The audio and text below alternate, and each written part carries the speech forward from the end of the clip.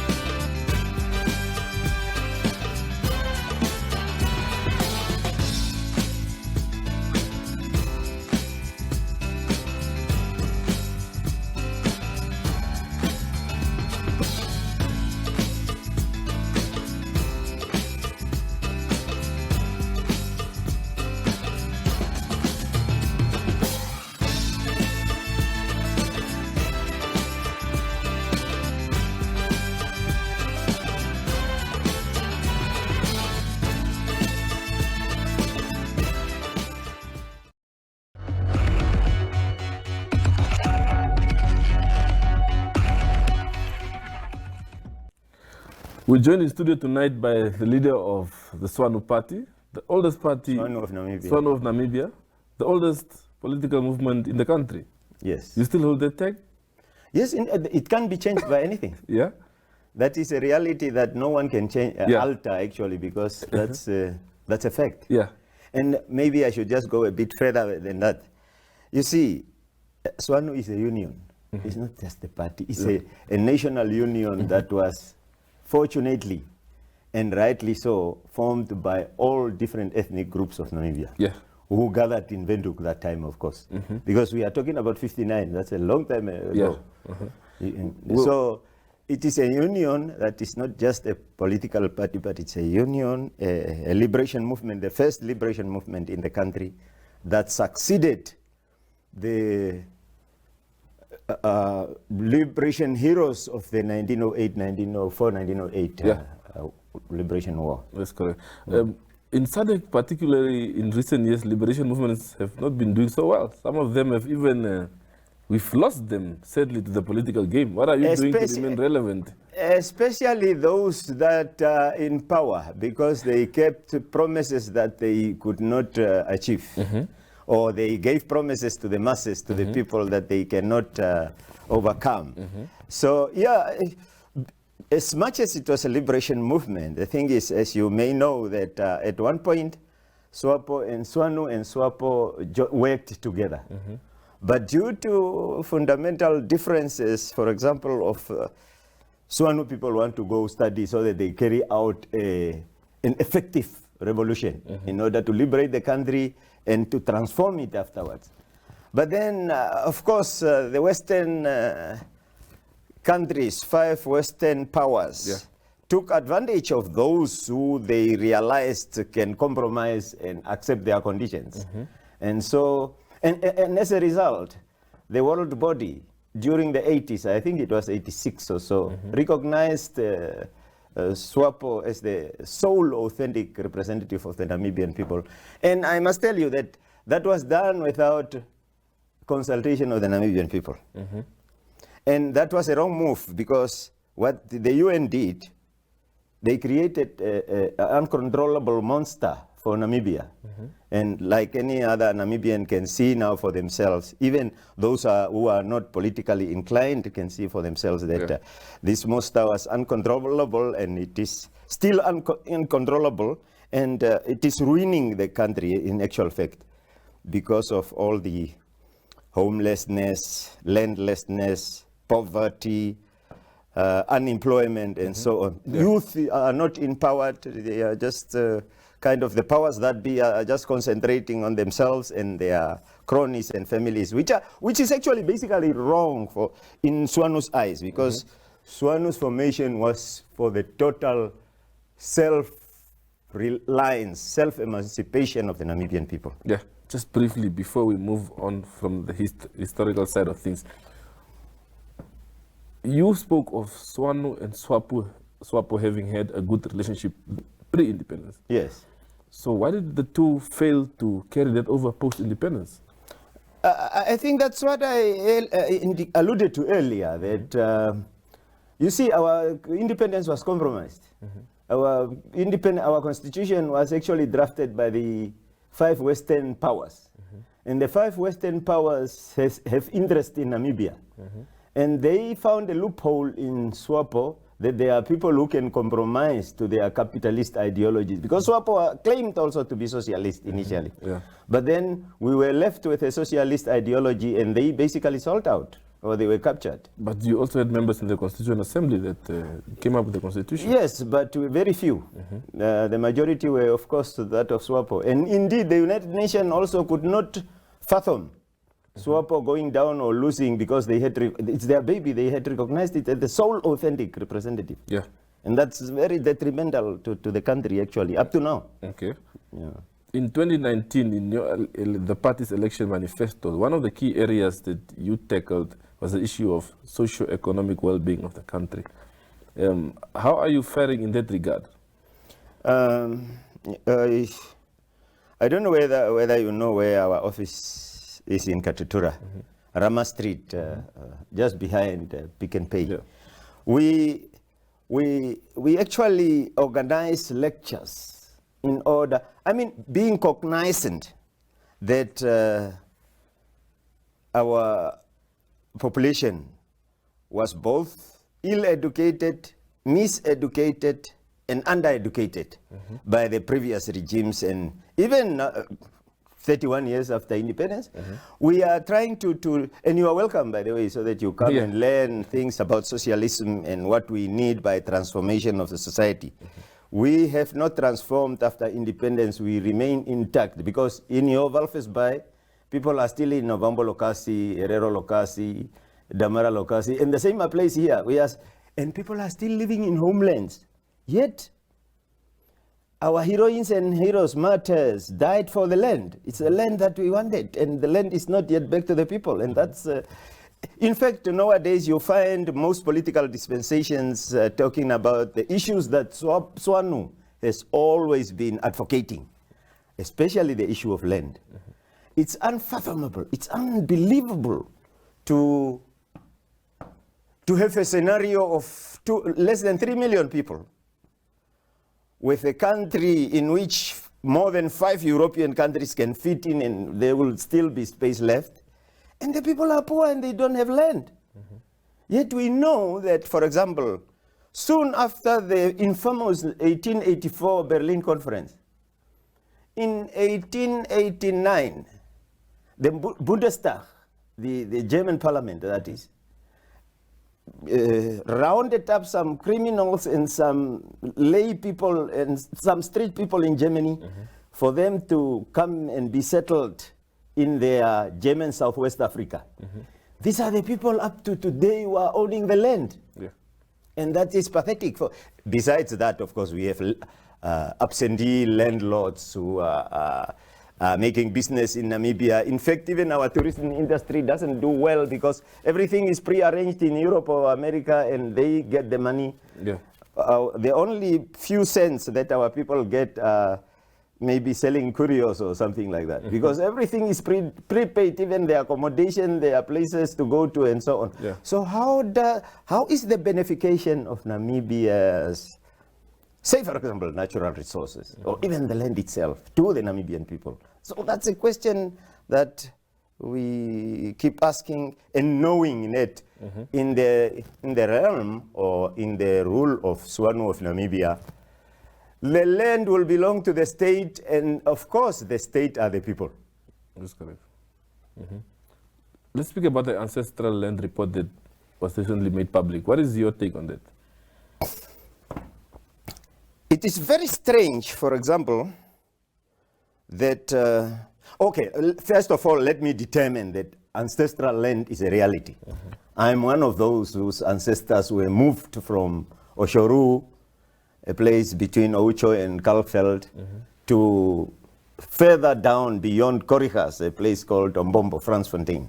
So ancestral land is a reality. People were living in these places, and when, for example, the settlers that were brought here came in, the people had to be moved to arable land that does not even receive good rainfall and so on. The land issue is actually something that needs to be carefully tackled and handled and executed. Because as I said earlier, if you remember well, my young brother, the fight for independence, for sovereignty was mainly about land. And 31 years after independence, we still do not have the land. The land only belongs to the former advantaged communities and absentee landlords. And can you really imagine, fathom a farm in Namibia where 3 or 4 European countries can fit in, and still some spaces remaining. And what is actually annoying is that our we are protecting these landowners constitutionally by the clause 6, which says the issue of land cannot be talked about, and we have to protect private property. I keep asking people, what property did the former colonized have before independence for it to be so cardinally protected after independence? Meaning what we are protecting is actually the landlords who owned the farms, the land that we are fighting for. And so for me, that is a contradiction. As I said earlier, in Swanu's dispensation, the land and the subsoil, soil and the subsoil, minerals and waters will belong to the state, whereby we know that the state are you and me and everyone else. So, especially that we are so few, less than 3 million people. I think a caring government in Namibia can make every Namibian happy, so much so that the president doesn't even have to have a guard and just walk in the streets and be guarded by everyone. But if land is such a cardinal pillar of the struggle that took place, why is it that only now that parties such as the LPM were established, only now is this rhetoric about the land really gaining momentum? Where was it all these years? Well, I will not speak for others, either pro or against, but what I know is, for Swanu, it didn't start yesterday or with the formation of all these other parties, even being SWAPO or so on. This was the fundamental building ground or blocks of Swanu. The first issue was actually the land, because we have to get our land back from those who took it forcefully. And that's where also the ancestral land issue comes in. Because what they took basically were towns or villages with names and graves of people. The ancestors of these people were buried in these farms, and indeed each culture would want to be with their ancestors. So, but now, in this capitalistic dispensation whereby everything is for sale, by the way, I must announce to the Namibian people that Namibia is not for sale. Maybe it was for sale then, but now that we got it, it's only unfortunate that it was not Swanu in power. But if it was Swanu in power, or when Swanu comes to power, which it will one of the years in the near future, we will see to it that Namibian self-determination is achieved. Because we need sovereign self-determination of the Namibian people, and not be commanded or being told, do this or that, being pulled by the nose by others.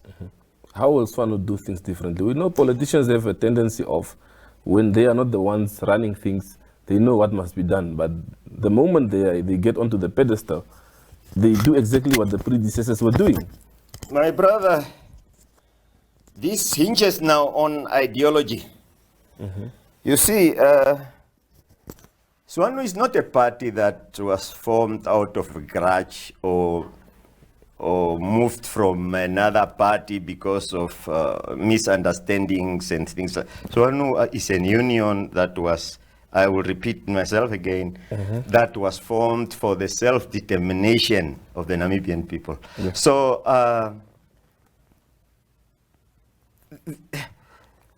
for us, land has not started with independence even talking about it. It started right in 1959 when the party was established. So it is amazing that all the other political establishments today, and we are happy about that, are talking about land, but maybe with their own twists. But for Swanu, it's a principle that the land must be back to their rightful owners. And I'm not saying that whites, for example, may not be rightful owners, but there must be a ceiling for any landowner in Namibia. Under a Swanu government, we will definitely control and see to do our fact-finding as to who owns 6 farms, 4 farms, and so on.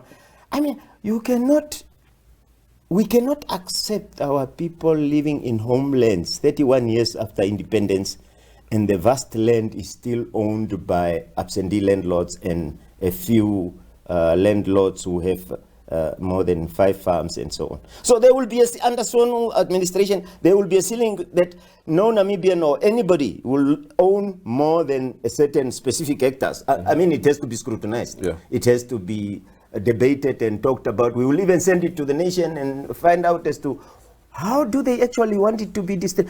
But transformation has to take place because nothing was transformed since 31 years ago.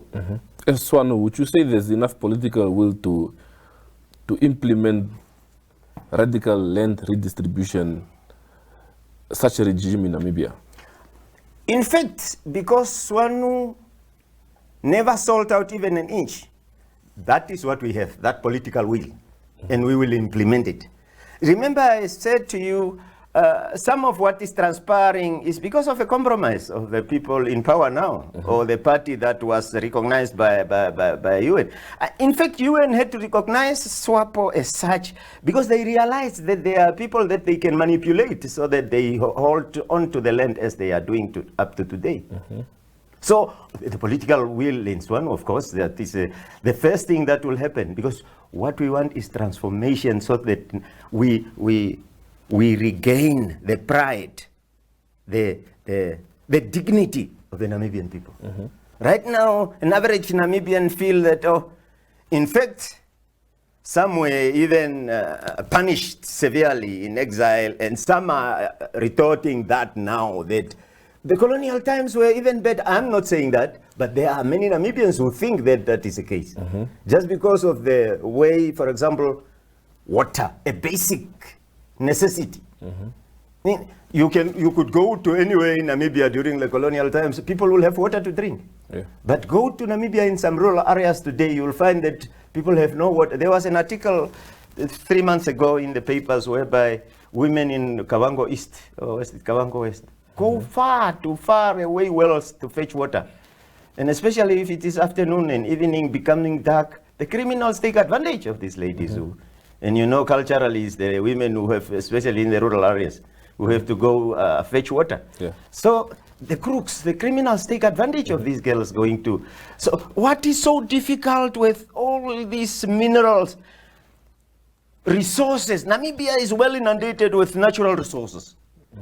And some of them could be channeled to either building schools, infrastructure, and so on. But B2Gold will make 98 million profits in 2017, that is. Where does those profits go? What is the benefication to the Namibian people? And that is only one entity, one mine for that matter. Why do we have 5 uranium mines open at the same time in a population of 1.3 million people? I mean 2.3 million people. And the fact that Husab mine, for example, is 90%, even more than 90% owned by Chinese, isn't that an insult to the intellect of the Namibian average person? Well, the average person has always held the view that those in charge, those leading the country, are the ones hogging the resources. Look, my brother, corruption, although the head of state stated that it's not systemic, corruption has been systemical since the dawn of independence. And in fact, not even at the dawn of independence, but the party itself, SWAPO, was corrupt even during exile. I'm an ex-plan fighter, for example. I resigned from SWAPO in 1977 in Zambia when I realized that there is something wrong here. And in fact, maybe something that I need to disclose that Namibian people do not know. I'm supposed to be the godson of the nation, because when I was baptized, Memeko Vambo and Semni Yoma witnessed me. And maybe that will be another interview and another chapter altogether. But the thing is, for me, what is right, and what is wrong, whether it's done by my mother or even by God. And so, changing things in favor of the Namibian people to benefit from their inundated resources is not only a necessity, it's a must. It should happen. And to answer your earlier question, Swanu has the political will and the capacity to do so. So why are we struggling to equitably distribute the resources of this country to everyone? My brother, I will go with the adage. Have you read Franz Fanon? You see, whoever coined power corrupts and absolute power corrupts absolutely was so dead right. Because what I see now in Namibia is that instead of forging unity, equality, and all these good things, equality of opportunity and all that, the selfishness, greed, and self-enrichment of those in power. The fish rod gate, for example, is a good indication that actually opened a lot of Namibian people's eyes, that instead of laptops being bought for, or a bus service, because my heart is always at pains when I travel to the north or any other rural area in Namibia. Children walking 10, 20, 15 kilometers to school, to and from school.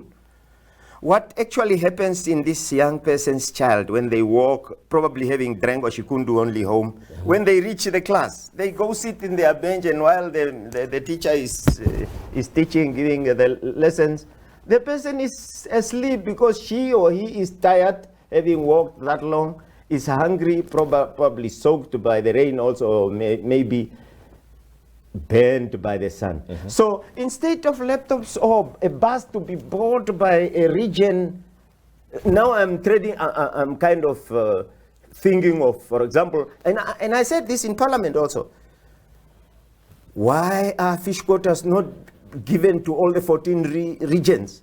The equitability will at least not be perfect, but every Namibian will feel that, oh, I'm benefiting from our marine resources. Yeah. But now, all of that just go into the pockets of individuals. And that is inconceivable and unacceptable in Swanu's ideology and caring for the people. Yeah. Otherwise, it's state capture. Opposition parties ought to be the gatekeepers and keep the ruling party in check. What are you guys doing in this regard, regardless of all the shortcomings you've mentioned here? When people are in power, they actually forget that change is a law of nature. Change is inevitable. There's nothing that will not at all change. You remember that SWAPO had the two-thirds majority. That's correct. And all that time, it had to rule with the iron fist in favor of people. And we all also know that it was a government policy in Namibia that jobs will only be for comrades. it's unfortunate that while the Jobs for Comrade policy was so effective because they put their people right in positions, while that is the status quo, unfortunately the comrades didn't go enough to school to be able to change or transform what they were supposed to do. Instead, when they get into their position, they buy books and hire private tutors for them to be taught what they are supposed to do in their ministry or something like that. So what I'm actually aiming to is that the Namibians are willing to learn.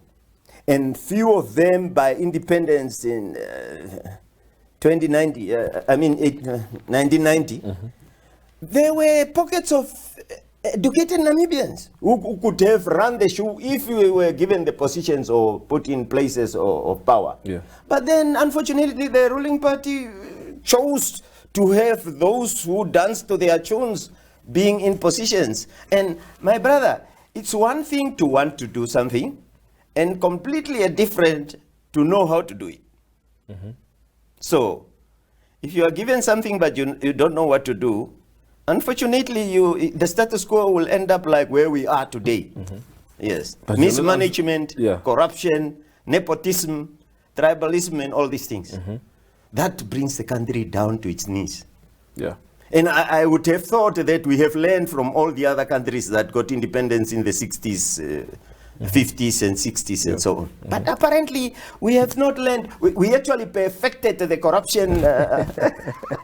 You are not answering my question. What is the opposition parties doing to ensure that Okay, I the actually resources are managed I prudently? actually was in the way to answering that. Yeah. Because the thing is, because I talked about the two-thirds majority. You see, what is happening, for example, right now, I joined parliament last year. What is my predecessor, you know, Usutwa Mamberwa was there and he was effective. And the thing is, our parliament has, I now realized that the executive, in fact, the three powers, executive, judiciary, and legislature, are not independent as they are supposed to be. The executive is just bulldozing the other two. And so, there is a kind of, in academia we say plagiarization that is going on. A very good point will come from the opposition party, from myself, for example, and they will bang the furniture and clap hands, not in my favor, but in favor of a SWAPO who oppose my. So they will shoot it down. A motion or a question.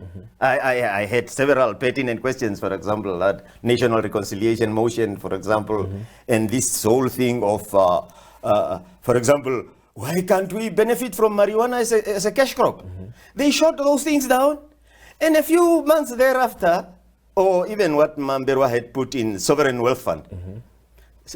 Now sovereign wealth fund is being talked about by Honorable Shimi, and it seems his baby. Yeah. But is that not, in academia we call it plagiarization. So, SWAPO is busy plagiarizing left, right, center, taking our ideas and try to implement them, sometimes erroneously, because it's not their idea. Yeah. When it comes from me, it comes from a deep socialistic point of view. And I think in those terms, like, for example, Karl Marx said, religion is the opium of the masses. But our leader, you will find that they go to church and let the people dream in that opium. I don't know whether this time around I asked. Yeah. I think you attempted to. But when you talk of plagiarism and motions being shot down and then later brought in, so is it a thing of perhaps the ruling party feels that if they adopt or support motions from the opposition, it might threaten their influence and their standpoint?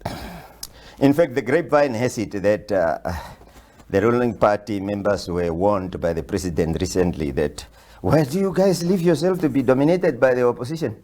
But the reality of the matter is that right now in parliament, the intellectual pool at the opposition side is threefold that of SWAPO.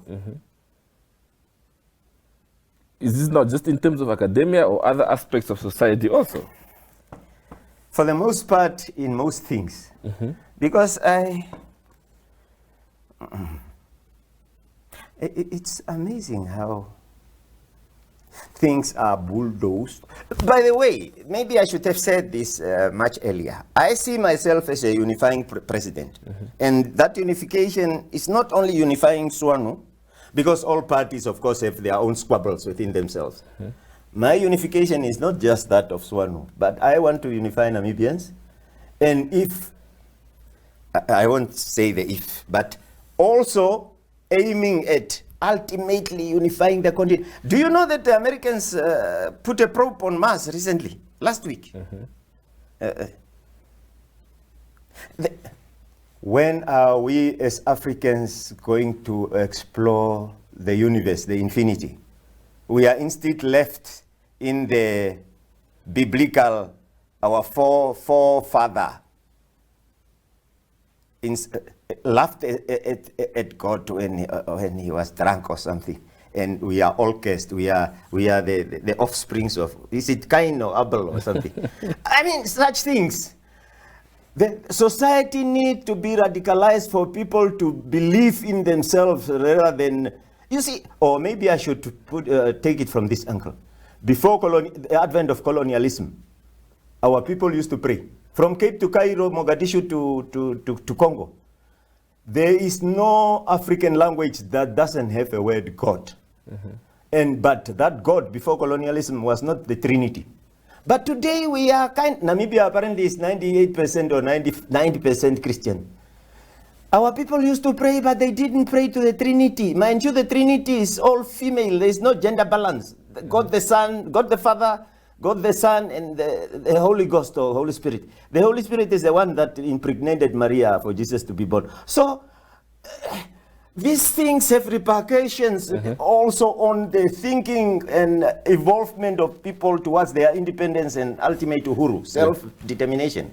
Sovereignty must be people deciding themselves our way forward, rather than leaving others to come and decide for us. Do you know that there is a discrepancy today in Namibia? You would be a specialist in your area, but the government will take someone from Egypt or Europe to do the same job that you would even do with passion for your country. So those are some of the discrepancies that lead to our countries to go down instead of up. Speaking of the economy, I know you have to rush to Parliament now. This is my last question. What do we do to revive our economy, considering where it is right now? I think, first of all, Namibians need to listen to each other, recognize each other's ideas, and respect each other's views. Because just because I'm from an alternative, I don't really like the word opposition, because I don't oppose anyone.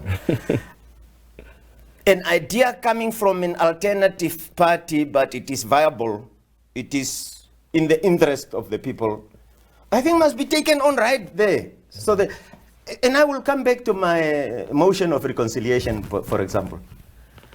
Can you imagine how that motion, after debating, extensively debating, and kind of trying to implement some of the good thoughts and ideas and contributions that come from people, that can actually untangle our suffrage, so to say. Because we will start now understanding each other and, in the real sense, get a closure from the past atrocities. But now if we don't get a closure and you say there is the reconciliation is in the preamble of the Constitution, just one paragraph, by the way. That's not enough. South Africa has 12 volumes of 570 pages each. 5 volumes on truth and reconciliation. Mozambique has a truth and reconciliation document. Zimbabwe has a truth and reconciliation document, independent, not inverted in the constitution. And ours is not even in the whole constitution, it's just in the preamble. Angola, I'm at the moment busy because that motion has to come back. Because that is the only way that we will heal ourselves and move forward. If we don't reconcile, the grudges will remain and we will be at each other's necks forever, which is not necessary. We want peace and harmony and tranquility and development. It cannot come with the current status quo. Mr. Iijambo, thank you very much for coming through. It was indeed a pleasure having you here tonight. I used to be Mr. until I did something Doctor. to add a suffix to Until you name. became a Thank you very much. Thanks a lot, man. I hope I answered your questions, but we should get better time, time here. Because right now I was also thinking about